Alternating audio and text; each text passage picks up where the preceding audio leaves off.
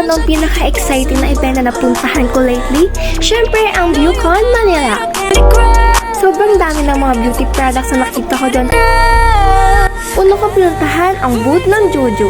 May claw machine sila at kung bibili ka ng product nila worth 500 pesos, may chance kang manalo na 50,000 pesos. Syempre, hindi ako papayag na hindi ko titikman ang free drink nila. Subukan ko ang chocolate matcha nila at swear, ang sarap. Pati performer nila napasayaw pagkatapos uminom.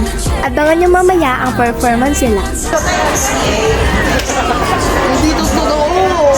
May photo booth din sila, perfect for slay-slayan.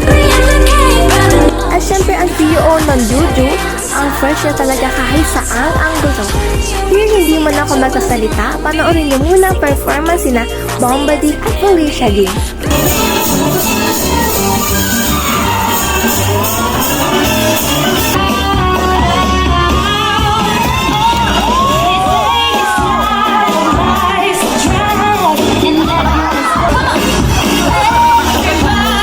Guess what? Napansin ako ni Felicia D. Nabangan pa niya mukha ko habang nag-perform siya.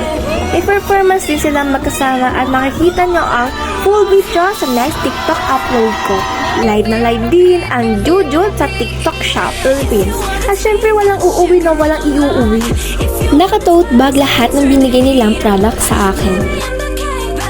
Thank you so much, Juju! BeauCon Manila, till next time!